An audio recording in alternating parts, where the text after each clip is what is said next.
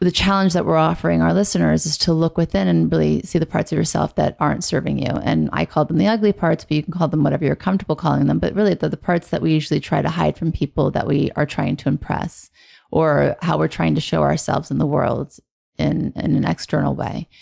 And so when you start to see all these things, you might start to feel bad about yourself. And then you stay there and you're in that space and you're really not, what is the impetus to really say, okay, I can change these things. Some of us don't think we can ever let go of the parts of us that aren't great. We think that's just really who we are. And we need to stay in that space. So it's a paradox, because when we look at our mistakes, especially in the ways that we've hurt ourselves and others, of course, you're going to feel sad. If you're not a narcissist or a sociopath, you will have these feelings of sadness over that pain, but staying in that space ultimately is counterproductive.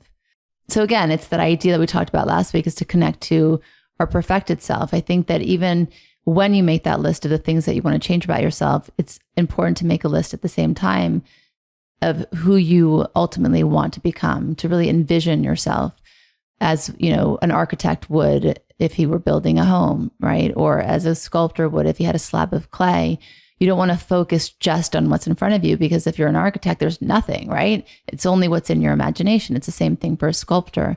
So when you look at your own ingredients, right, which could be anger and it could be shame and it could be, of course, other things that are positive, but you have to say, okay, how can I work with all these things? What do I need to get less of, right? Do you add, for instance, if you're building something, you know, how much cement do you have, wood, what are the things that you need? It's the same way. We have to look at ourselves as we are a work in the making. We're in the middle of a process. That's what life is. It's just process, and it's going to be messy.